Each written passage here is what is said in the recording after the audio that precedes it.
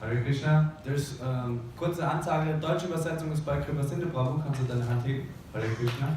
And there's also Czech translation as far as I know over the radio. So those who need Priya Kirti Prabhu is usually using it. If there's anybody needing other translation, please let me know. Hare Krishna. Also, the seminar by Devaki Mataji is put from 1 o'clock to 2:30 today. So please know that, and it's also here in the bar. Hare Krishna. Es wurde auch 80 Euro gefunden, so we found 80 euros in the temple room. You can see with Gomahan who has the Lakshmi belongs to. And if nobody picks up this Lakshmi, then we'll give it for cow protection. Hare Krishna.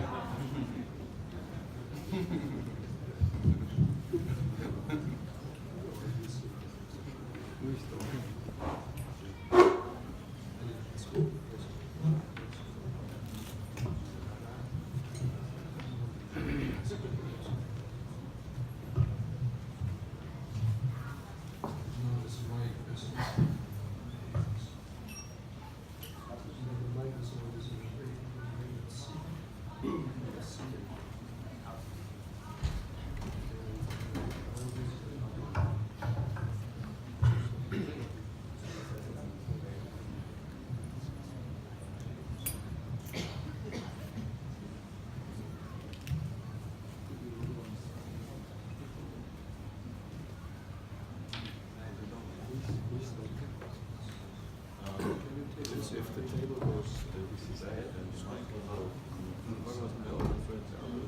That table this side comes in more from the back.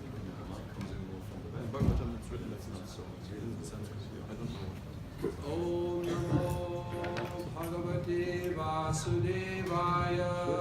Om Namo Bhagavate Vasudevaya.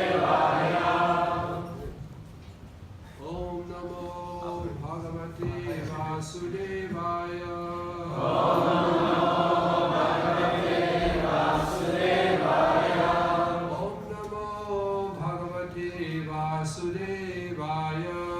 Om Namo Bhagavate Vasudevaya. Reading from the Srimad Bhagavatam, 7th Canto, chapter 6, verse 1.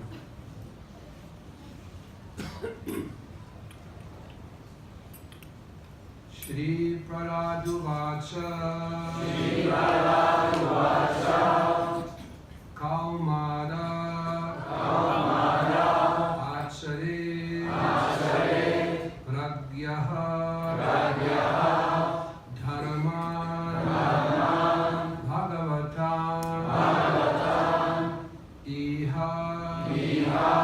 Durlabham Manusham Janma Tat Api Adhruvam Arthadam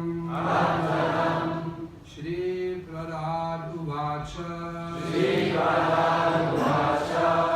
Kaumara Archarit Pragyo Dharman Bhagavatan Iha Durlabham Manusham Janma Tat Apyadruvam Arthadam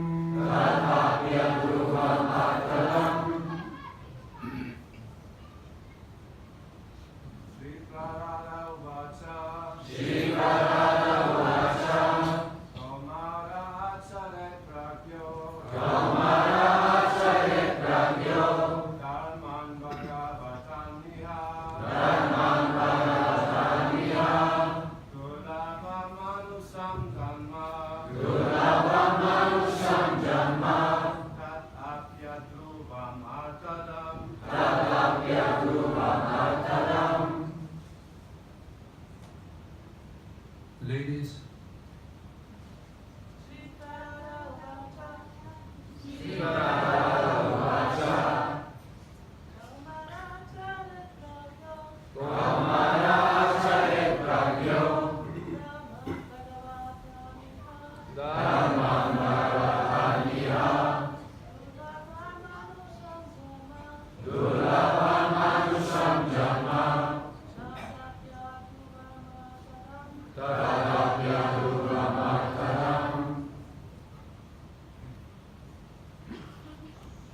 Shri Prarad Uvacha,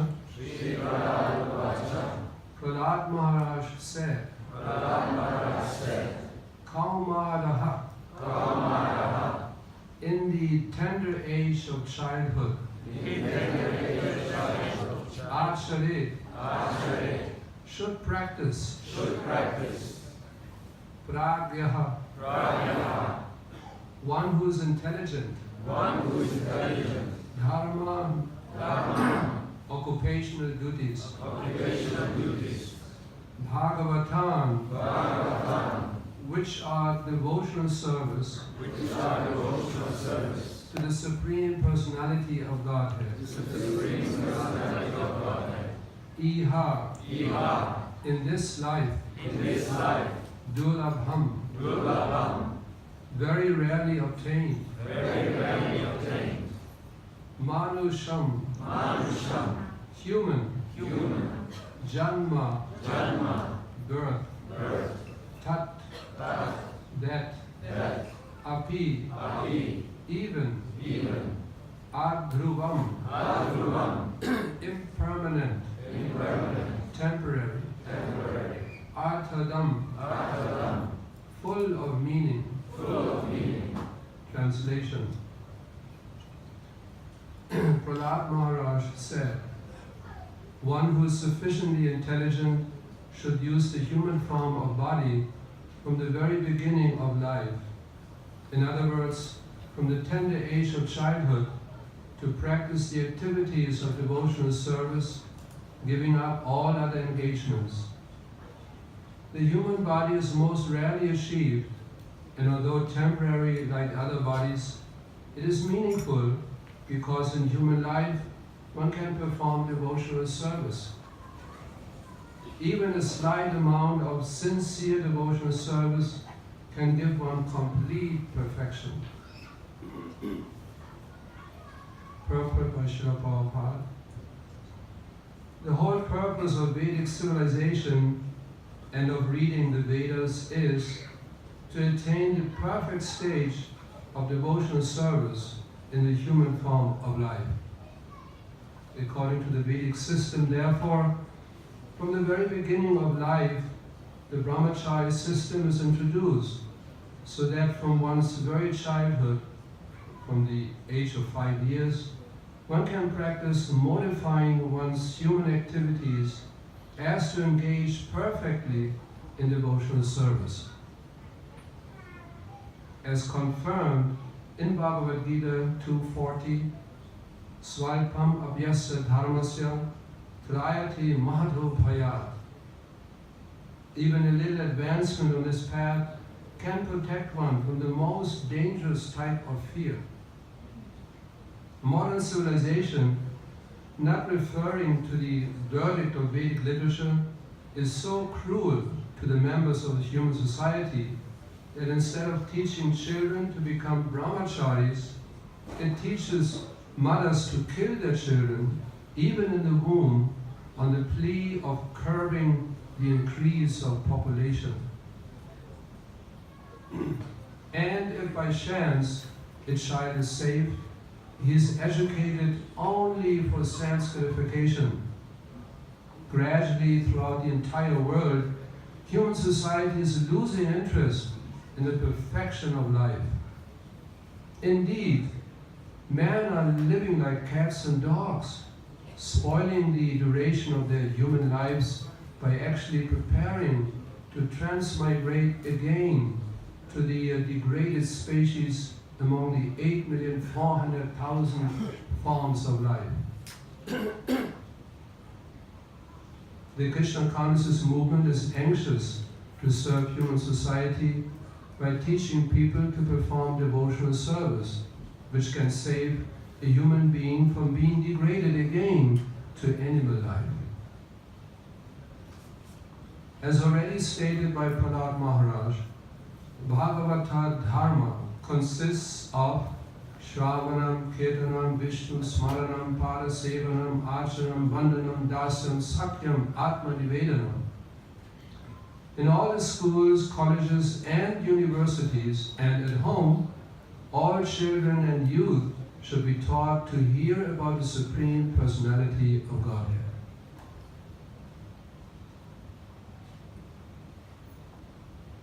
In other words, they should be taught to hear the instructions of Bhagavad Gita, to put them into practice in their lives, and thus to become strong in devotional service, free from fear of being degraded to animal life.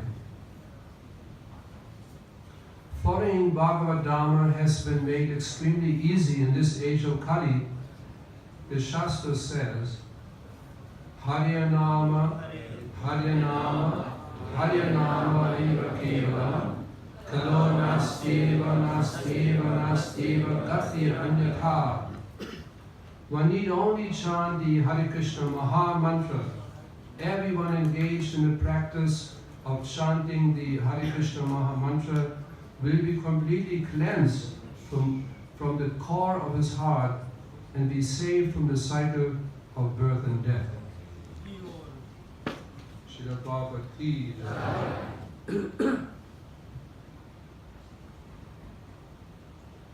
So one more time the verse. Shri Parat Uvacha Kaumara Asharit Prabhyo Dharman Bhagavatan Iha Duralabham Manusham Janma Tat Apya Dhruvam Artadam.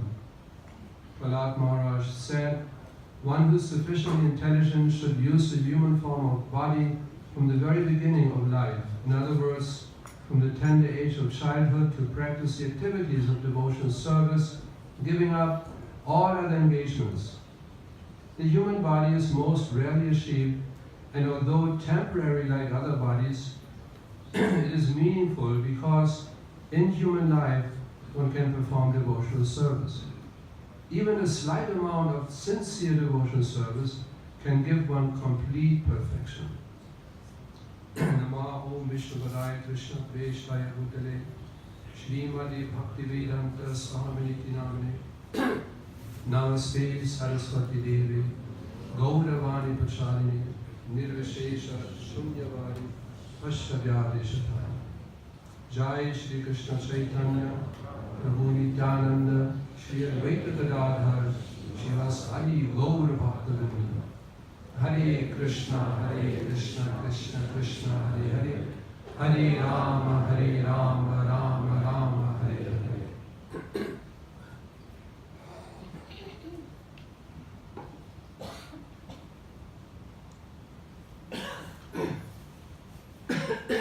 So we are celebrating the appearance of Lord Nrsimha Dev. And just to give a little short background of the Nrsimha Pranati, which we chant every day for the protection of the devotees and for the protection of our Sankirtan movement. According to the Prabhupada Lilamrita, Srila Prabhupada established the chanting of the Nrsimha Pranati in May 1967, after he had what appeared to be a heart attack. And there it is written, I quote, "Devotees entered the front room of the apartment, and Srila Prabhupada told them to chant Hare Krishna. Then he told them to pray to Krishna in his form as Nrsimha Dev. Swamiji said we should pray to Lord Nrsimha, and the prayer should be, my master has not finished his work. He taught us the prayers to Lord Nrsimha Dev. He said the words one by one, and I wrote them down. This is now one devotee, he speaks. I called up the temples in San Francisco and Montreal and told them the prayer. Swamiji said, you should pray to Krishna that my spiritual master has not yet completed his work, so please let him finish. The mantra Srila Prabhupada instituted in his society at that time is the Nrsimha Pranati that Chaitanya Mahaprabhu himself uttered in the Jagannath Puri, along with the verse from Sri Jayadeva's Dasa Avatar Stotram, which is found at the beginning of his book Gita Govinda. After seeing the deity of Lord Nrsimha Dev in the temple, Chaitanya Mahaprabhu offered his respectful obeisances by falling flat. Then, in ecstatic love, he performed various dances, chanted, and offered prayers. So that's a quotation from the Lilamrita. The story of Prahlad Maharaj and Hiranyakashipu is eternally true. It is not just a temporary leela. That principle of asuras and suras having conflict with each other, and even to extreme forms, we find is eternally present in this material world. And Lord Krishna also states in the Bhagavad Gita, Dvabhuta sarvo loke yasmin, daiva asura evacha, daivo vistarsha prokta, asuram parta me shrinu. In this verse, Lord Krishna states that there are two types of created beings in the entire material creation, the divine and the demonic. I have described the divine at length. Now in the 16th chapter, Srila Prabhupada begins to describe, Lord Krishna describes the nature of the asuras. And he explained that these two different natures are always opposing each other. Whatever the devotees, the suras of Lord Krishna, whatever they like, the asuras, they don't like. Like when we like chanting Hare Krishna, the asuras don't like the chanting of Hare Krishna. We like to go on Harinam, the asuras will feel disturbed. Always the exact opposite. If a person becomes Krishna conscious, he has to expect some opposition. Sometimes, especially our young devotees, those who come in contact with Krishna consciousness begin to practice, they might wonder why they encounter so many difficulties. I just want to peacefully practice my Krishna consciousness, and there are so many obstacles, so many problems. Because we are living in a asuric environment, and a very materialistic environment. Like the devotees of Krishna is supposed to live simple. The simple lifestyle, simplicity, is the nature of a devotee of Krishna. But the materialistic society educates people, as Srila Prabhupada pointed out in the purport, in a different way. The whole goal of human life is Sanskrification. This is what we learn in school, high school, university. Become educated, earn a lot of money as much as possible, and enjoy life. So nowadays in modern society, people generally think in this way. Work hard, earn some money, enjoy life. But that's not the purpose of human life. And this is exactly what the Prahlad Maharaj began to teach his classmates. He made this point. They were surprised, being children of Asuric families. They were surprised and wondering, but this is not what we learned. This is not what we heard. We don't have that example. But the Prahlad Maharaj, he was insisting, no, this is not the purpose of human life, to try to enjoy the senses. It has a different purpose. One interesting point I was thinking the other day is how Lord Krishna reciprocates with the living entities, with the jivas. Because the living entity's position is to surrender to Krishna, to render service to Krishna, to please Krishna. Then the living entity in turn becomes happy and satisfied. So Lord Krishna is always in the position of reciprocating. And then I was thinking, what is the whole purpose of experiencing death, for instance, in this world, among so many other unpleasant things? What is why we have to die? Why is that the arrangement? And then when I thought in terms of Lord Krishna's reciprocating, then it begins to make sense. Because this is the whole entire atmosphere of this material existence, that God doesn't exist. God is dead, the Supreme Lord. There's no Supreme Controller that Krishna clearly describes in the Bhagavad Gita, how the Asuras think. There's no Supreme Controller. Now I'm in control. Exactly what Hiranyakashipu displayed all the time to his associates, to his son Prahlad. I'm in charge, I'm the controller. And don't talk about any other controller. And then I was thinking that, so that's the atmosphere, that's the declaration of the Asuras, that there's no Supreme Lord, he's dead.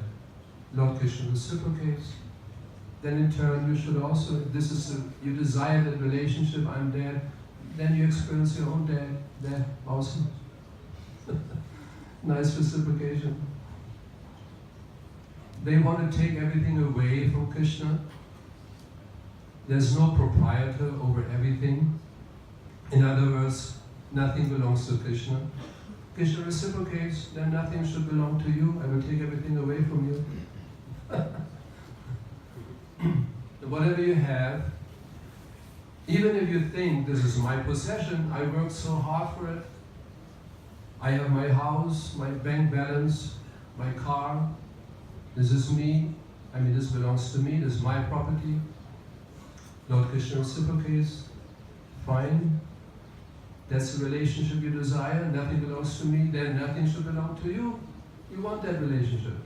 And he takes everything away. Again, people are wondering, why do I lose not only my possessions, my properties, I lose so many other things because Krishna reciprocates. And the interesting thing is, in this material universe, as you move up into the higher planetary systems, the inhabitants of, for instance, the Tapaloka, Janaloka, Mahaloka, and so on, the inhabitants of in those regions, they experience less and less and less death, old age, losing properties. They experience less and less and less because they accept more and more Lord Krishna's position. That he is the supreme proprietor over everything.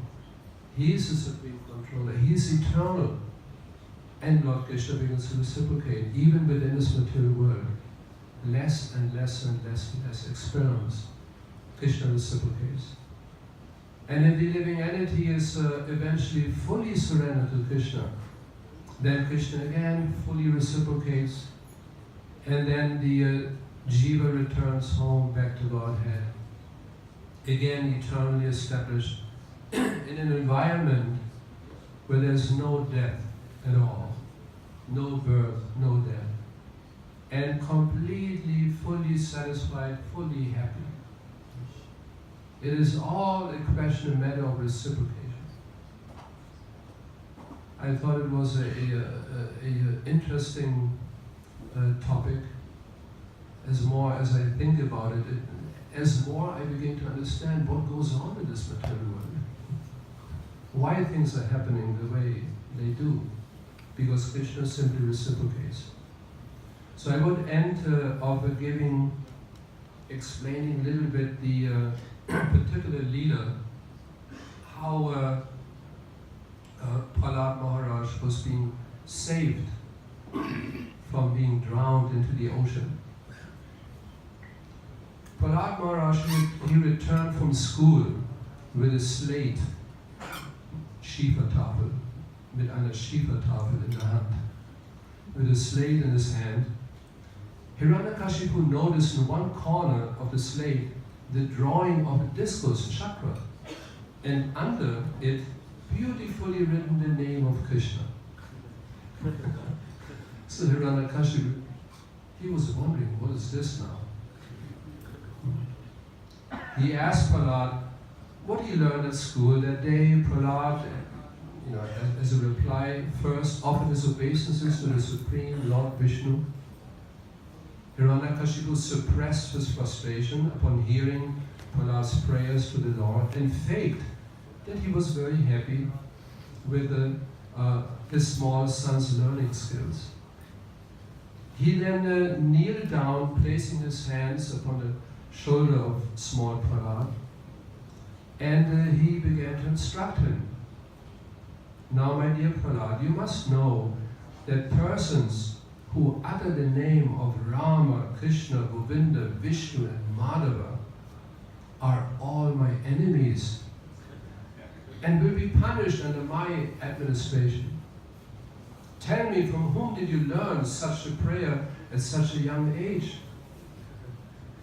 Prahlad then, with the innocence of a small child, told his father that it is actually evil to blaspheme someone who is chanting the holy names of the Lord.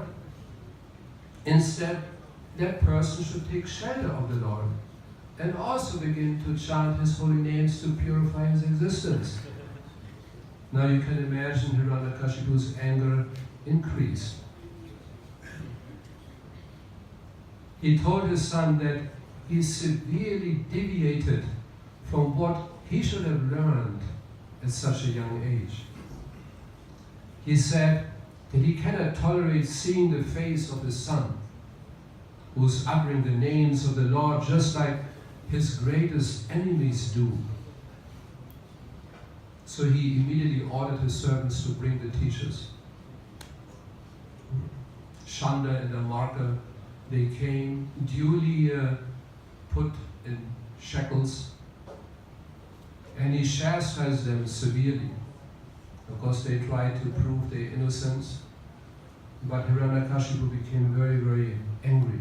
And he told Prahlad that a man is known by whom he associates with. Sounds familiar. Even a gem starts stinking when dipped into stool. Prahlad, despite of my prowess of ruling the entire universe, you desire to glorify another ruler? Those who are chivalrous, warrior-like, they are the real masters in this world. And others will they will ridicule you, Prahlad. They will make fun of you. They will think, oh, just see Prahlad, he is praying to Vishnu, just like a cat is praying to a mouse. Or peacock worshipping a serpent. Hiranyakashipu then ordered the teachers to arrange for proper education of his son. Prahlad then continued his studies, but despite of his worldly education, he simply increased his devotion and love for Lord Vishnu. So when Prahlad finally finished his studies, Hiranyakashipu again desired to see him. Upon seeing him, he praised him and explained that in his own childhood, he also experienced, Hiranyakashipu talks about himself, he also experienced that his teachers tried to deviate his intelligence into illusion. So Hiranyakashipu, he could understand why Prahlad behaved in this way. But now he can see that the effulgence of his son Prahlad, having finished his studies, now he's educated, he's learned, just see his effulgence, and Hiranyakashipu was very, very pleased. But to his utter disappointment, Prahlad again began to glorifying Lord Vishnu. Now Hiranyakashipu could not control his anger any longer. He at once ordered his soldiers, now I have to imitate your voice yesterday, kill this birthless creature who is spreading like cancer in the body of our clan. Cut the parts of his body into pieces and throw them to the jackals and vultures. Today, I want to see his so-called Lord and Protector. I cannot do this. You have to have metal vocal cords, as Maharaj has. Whatever the soldiers tried, they could not harm Prahlad. He was all the while absorbed in meditation of Lord Vishnu. The weapons instead instantly returned to the soldiers and started chasing them all over the place. So gradually Hiranyakashipu began to realize the mystic power of his small son Prahlad. And he became worried about his own protection. One day he called his intimate associates and in a secret meeting decided to wait till Prahlad falls asleep and then tie him up with a special snake cord made of snakes called Napapasha, and then throw him into the ocean. This was the last plan Hiranyakashipu had. Then there's a very nice description, we can skip this over. Of course, Prahlad Maharaj, he was always meditating on Lord Vishnu's lotus feet. And the waves of the ocean immediately returned Prahlad to the shore. And he continued meditating on the ocean. The ocean personified appeared in front of Prahlad Maharaj, praised his meditation and devotion to the Lord.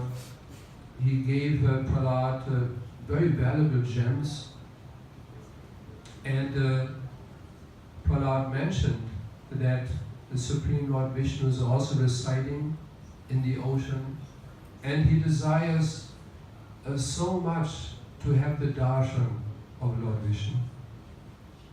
So Prahlad stayed along that. Oh, we have to. There's another section which is very nice.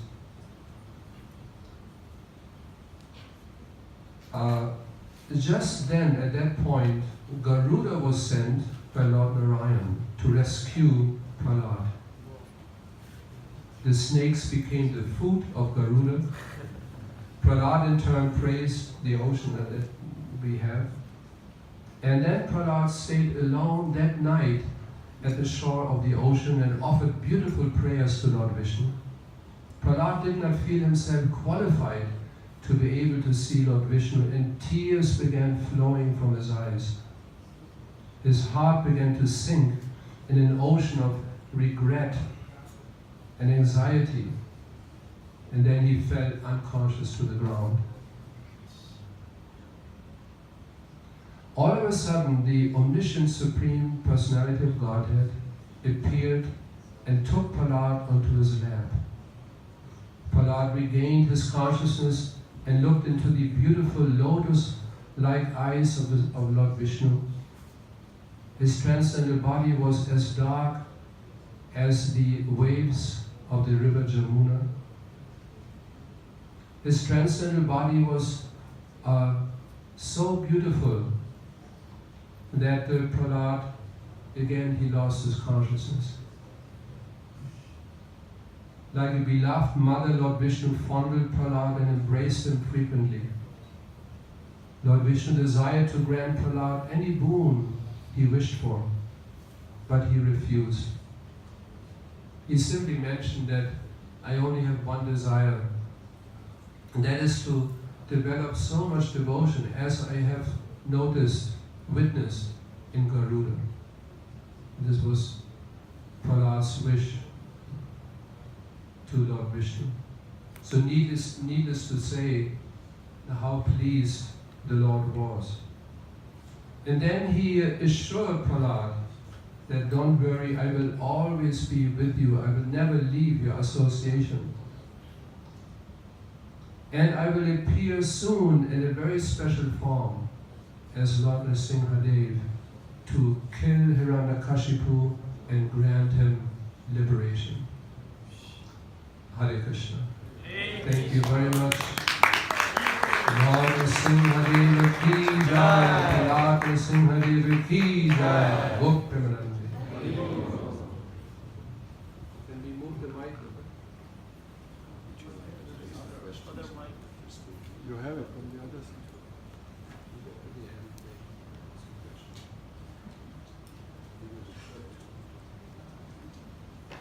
Can somebody arrange the mic, please?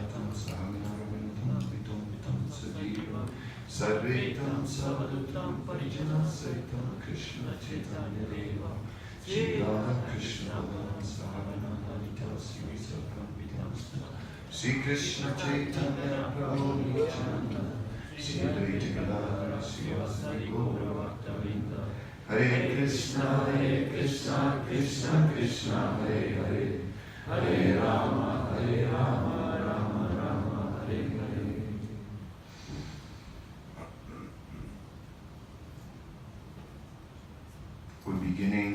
verse with the words Sri Parada Uvacha is Prahlad Maharaj, who is speaking, and he is Sri Parad. He is full of transcendental opulence. Komara. It is said that in youth there are 3 ages. The first one is known as Komara, which lasts from 0 till the end of the 5th year. Then the next period is from the 6th year until the end of the 10th year, known as Pulkanda. And finally, Kaisura from the 11th year onwards till the end of the 15th year. So it is said that the end of Komara is important because at the end of Komara, approximately at the age of 5, one comes to the stage of Pragya. One comes to the stage where one is able to understand a little bit how things work. In the very beginning of life, one is simply overwhelmed by whatever is happening, and it is all a big mystic experience. But then gradually, by the age of 5, one begins to figure it out a little bit, how things function. So therefore, at this age of pragya, it is the time for education. And such education then must be focused on devotional service. So that whatever impressions we get in early life, that these impressions are there to remain throughout our life. Dharman, Bhagavatam, Iha, Komara Acharit Pragyo. We should then act or practice devotional service, Bhagavad Dharma. Bhagavad Dharma is then explained in the purport as Sravanam, Kirtanam, Smaranam, Padasevanam. Yesterday we spoke on that verse of the 9-fold processes of devotional service, and yesterday the point was emphasized that one can perform any of these processes and attain perfection. And that is certainly true. Also, it was mentioned how Jiva Goswami states in the Sandarbhas that all devotional service should, of any of the 9 processes, should be followed and preceded by the chanting of the Hare Krishna Maha Mantra. Then, devotional service is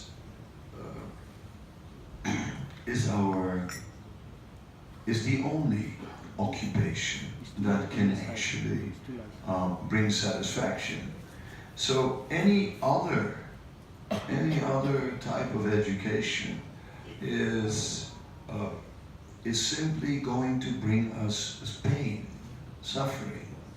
That is, Srila Bhaktisiddhanta makes that point, that whatever endeavors we make that are not towards developing devotional service will simply cause us misery and pain. So all other forms of education are simply bringing us misery and pain. So the demoniac sons or the sons of the demons were trained to suffer, being educated to suffer, and yet they thought that they were being educated in how to attain happiness in life. It is very interesting how this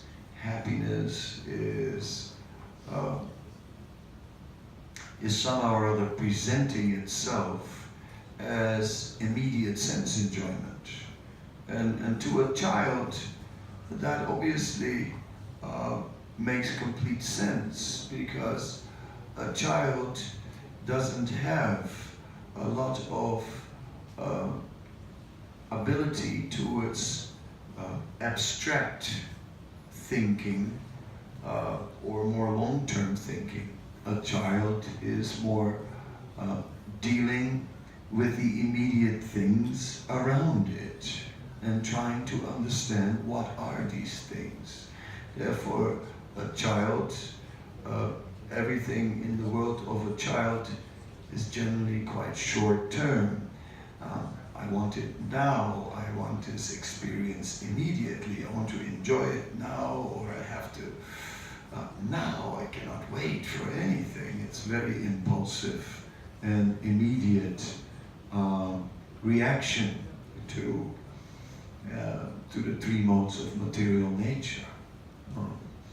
It is then through education that a child is learning to think about the long term. If one wants to make this human form of life successful, then one has to go for shreyas, for the long-term benefit. So, in this way, their mundane education then is looking for a long-term benefit in the material world, but then the material world itself is simply an arrangement that is temporary. And in that sense, the entire material world is an obstacle. In one conversation, Srila Prabhupada is speaking about anarthas, or things that bring no benefit. The opposite here of the word artadam, that which is, it's translated here as full of meaning, or full, that which brings us benefit. But anartha is what brings no benefit. And at one point, Srila Prabhupada mentioned that the entire material world is an anartha. I mean, just write it off. That's it. And basically that is what we are talking about. That is the theme of Prahlad's discussion. Write it off, the material world. There's nothing in the material world.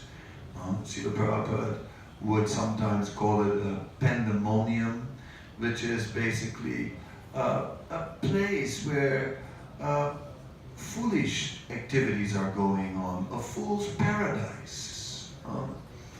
Prabhupada liked that, fool's paradise, this material world. So Prahlad is highlighting this point now to his demoniac schoolmates, that no more wasting our time with the temporary. And it is quite impressive that Prahlad was able to convince these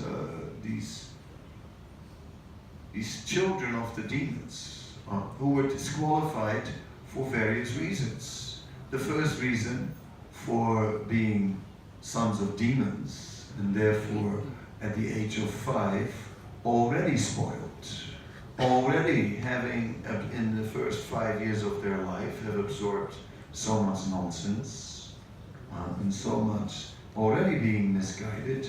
But then, second factor, being children. And just as children being restless, not being able to focus.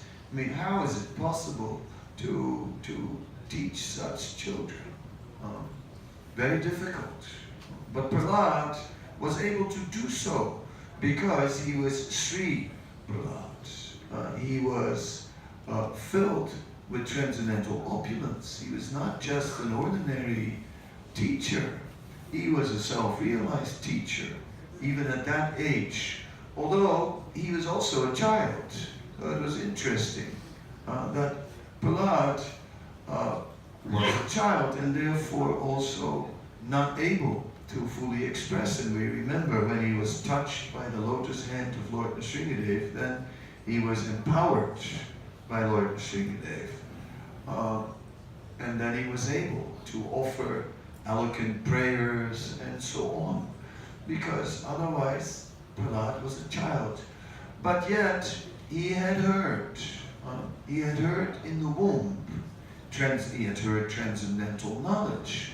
But not only had he heard that transcendental knowledge, but he heard it from Narada Muni. And Narada Muni is described as a Shakti Avesh avatar, as a empowered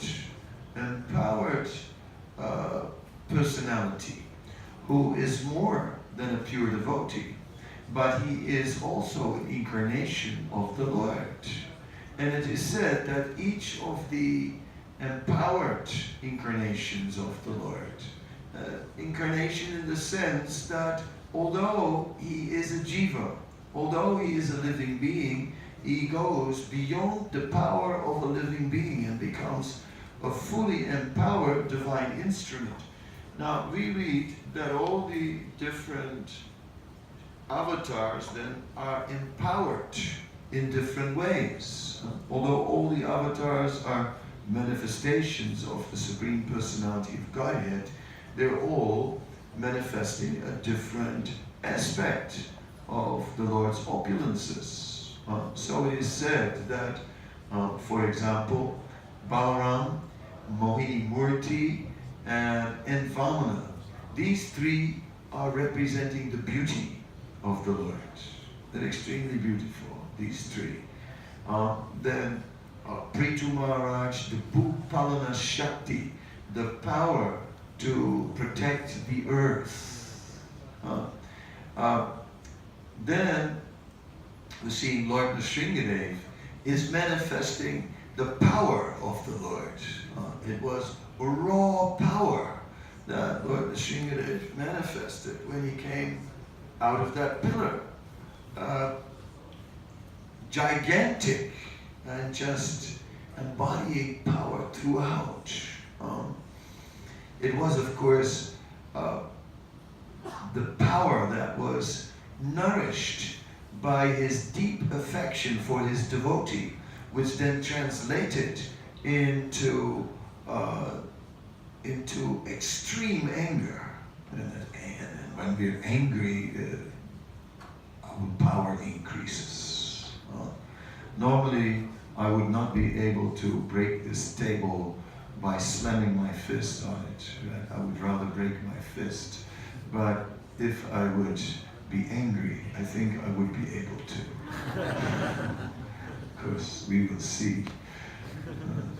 If that opportunity arises, you can test it. Make me extremely angry. And even I could become very angry if someone mistreats a child.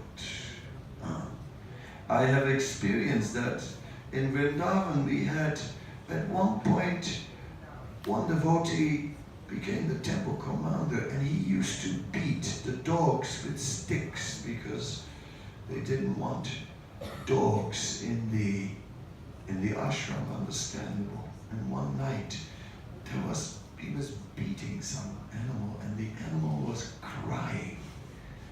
And I was already resting. I just woke up from this crying, and the Nrsimhadev manifested within me. I came down, and I just ripped a piece of wood from his hand and stood there and said, if you ever do this again, I'll break every single one of your bones. I was angry. And when we're angry, we can break all kinds of things. So Nrsimhadev manifests that power nourished by his anger. which is very great. Narada Muni, who is a very important personality in the entire pastime, because Narada Muni lives in Prahlad. There is a very nice passage in the Chaitanya Charitamrita which I like, and it is stated there, today Madhavendra Puri is standing before me in the form of his disciple Paramananda Puri. So, taking that statement, we can see how Narada is manifest in Prahlad. Now, Narada, I mentioned, is also a Shakti Avesh avatar, and as a Shakti Avesh avatar, he's also manifesting a particular Shakti, a particular power of the Lord. And it is said that Narada is manifesting the Bhakti Shakti. He is empowered with the Bhakti Shakti. And then he just manifested that in Prahlad. He just awoke it. Prahlad somehow or other heard in the womb, and Prahlad somehow or other developed full faith. Full faith. And it is in that full faith that it manifested. A devotee, it is said, is his advancement of Kanishta Madhyam Uttam Adhikar is measured by the Shraddha Anusari, by what his faith is actually. So Prahlad developed extraordinary faith, and it was because of his great faith in the words of Narada, which we're describing pure devotional service, that he had that unique potency. And then we see the potency of Prahlad is just incredible. He is able to somehow or other interest these demoniac schoolmates, to turn them around, which is difficult. But he had such deep faith that it was convincing them. Another aspect of this Bhakti Shakti, now fully manifest in Prahlad's heart, is that the other quality in Prahlad is that Prahlad is fearless. He's not intimidated. I have, in life, been in many dangerous situations, and once I was on a tiny little plane in a thunderstorm, and it was rocking really, really bad, and I chanted on this flight 16 rounds. It was a 1 hour flight. I chanted 16 rounds in 1 hour. I've never been able to do that again, but out of utter fear, extremely fast and extremely in anxiety, praying all the time, and made it back to the ground. So such things are there that we may take shelter of the Lord, but yet not without the fear. We may have transcendental knowledge, but if you put us in a dangerous situation, the fear is there, and then we take shelter. They threw Prahlad in a pit with snakes. Now, if you throw me in a pit with snakes, I'll be terrified. I'll be chanting, that's for sure. I'll be chanting non-stop, yeah? Non-stop, like a machine gun. But I will have I'll be overwhelmed by fear. But Prahlad was just so fearless, and that is something, the same faith. The faith was not only faith that the Lord will protect me, but it was also just faith in that there was really no importance to the material world other than engaging it in Krishna service. We may philosophically say, yes, there is, the material world is an anartha. Of course, you know, it is all the illusory energy, it is temporary. Pushpa, Akash, Gora, dim, flowers in the sky, horses' eggs, these things are all just not real sandcastles, we can say. What is the point of anything material, we can say, but when we're in the pit of snakes, we pray for our dear life in these horrible bodies which are causing us so much suffering. Right? If we are released from this unholy alliance with this flesh, we should be happy. Say, finally out of this body. Thank God. It was, it was tough. But somehow or other, Prahlad had this incredible fearlessness, which is another symptom of his deep faith, his thorough faith, his thoroughly thoughtful faith, the faith that really there is no enjoyment in this material world and full satisfaction will be attained in devotional service exclusively.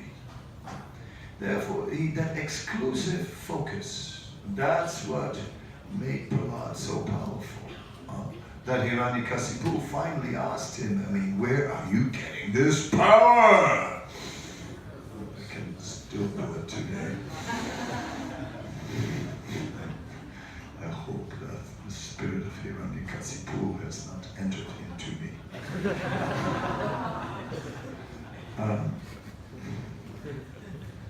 It rubs off. But yes, where did Prahlad get this power? He got the power from Narada Muni. That's where he got this power. He got this power from Narada Muni, who instilled transcendental knowledge and deep faith, along with deep faith in his heart. And so Prahlad faced all these onslaughts fearlessly, and whatever was going to happen, he wasn't thinking, Lord Nrsimha will surely save me. No, he's thinking, I mean, if I'm dying, so what? So what? If this body dies, what's the loss? There's no loss. No loss. I'm eternal. I cannot be destroyed. All that transcendental knowledge had deeply entered into his heart and was there as a strong conviction. Not only just here on the intellectual platform, sort of memorized a few sloks and sort of walking around chanting a bit of japs and sort of being there and using a bit of devotee lingo and saying Haribol and all these things. No, it had gone more than skin deep. Deep conviction in his heart. And that is where we should go. Therefore, part of cultivation is not only constantly hearing, but it is also assimilating, also thinking about it. Not just the hearing, but thinking about it. What does it mean? What are, just like you see the t-shirt, I'm not this body, spirit, soul. What does it mean? What are the consequences of that? Of I'm not this body? The consequences are that the body is secondary to the soul, and therefore everything related to the body is secondary in relation to whatever is related to the soul. In this way, one has to thoroughly think about this transcendental knowledge, deeply assimilated. And we see that Prahlad had not only heard, he had deeply thought, he had deeply understood, he had, and therefore, and by the blessings of Narada Muni, had developed this thorough faith in the Supreme Lord and in Narada Muni. organ, so I also. You know, you go from one thing to the next, and there is more and more and more. But in the material world, we are in the spiritual world. It's that time is absent, but in the spiritual world, there's still also beginning and end. A pastime starts and goes through a sequence. So it's difficult to understand how there's no time in the spiritual world. In the spiritual world, it is said time is there in a sense, in the form of sequence, in the form of beginning something, in the form of ending something. But it is not there as the all predominating force. Here, it is the all predominating force. Time.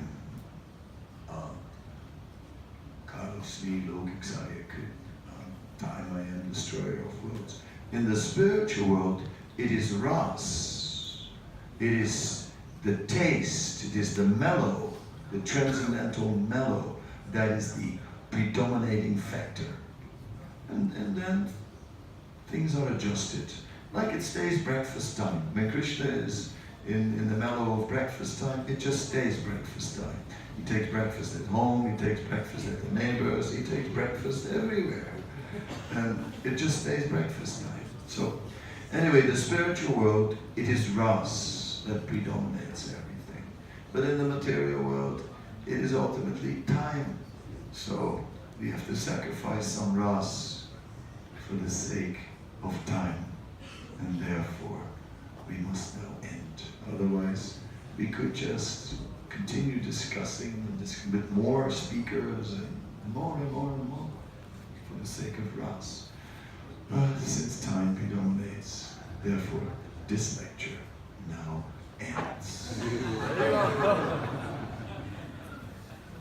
But if you have a question to Bhaktivaibhava Maharaj, Maharaj is very learned and will surely answer it. We can only take 2 questions because breakfast is already very late. One is enough. One is enough.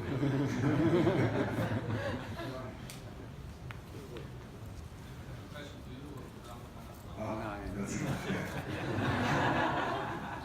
He sent a question to me. The school that we have, the school where Prahlad Maharaj went, this Monist school, are they comparable with the school that we have nowadays? And when yes, how important is for the devotees that we have our own school and how we can go more in this direction?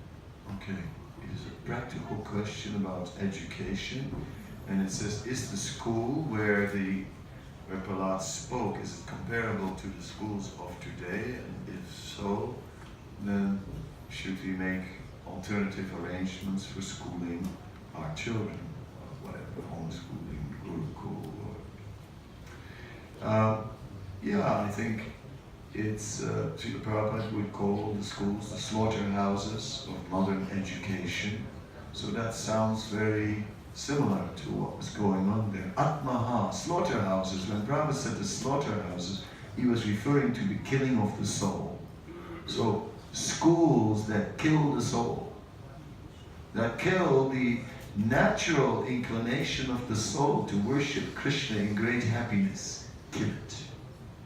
So yes, we have such schools, we have such jobs, we have such government leaders, we are surrounded. It is everywhere. We were brought up like this, and not only for the first 5 years, but we were brought up like till we were in our 20s or in our teenagers with all this rubbish. So should we give the Krishna conscious children a better chance? Absolutely. We are struggling with all, we are in one sense damaged by all this mundane education. It takes a lot of repairing to fix it. So therefore, yes, by all means, let us put our faith in Krishna, in Kanana. early age, teach children about devotional service. Then if he wants some arithmetic and some geography and some history, no problem. You can also do that. But let's make Krishna the center. How to do it? That's a good question. Gurukul, good thing, but we've had some problems. So let us see how we can make good Gurukuls one day. And so on. Homeschooling, yes, nice thing, although the kids become a little isolated from other kids, and therefore might also, it's not ideal. So it's not easy once you try to make all this practical, these teachings, when you try to bring it down to earth, it is not always easy, because we're trying to transplant transcendental knowledge in a demoniac environment, and that will bring some struggle and some opposition and some negative influences. You try to educate your kid, oh Krishna, Krishna, Krishna, and then it gets an iPad, you know what I mean? And so on. How can you protect your children from the demoniac culture? Difficult. But when we have strong Sangha, strong Kirtan, and when we have strong faith, then the children will also get it. Children are not, they don't look at what you do, they look at what you say, they look at what you believe. They look in your heart. They see what you believe. Alright, thank you very much.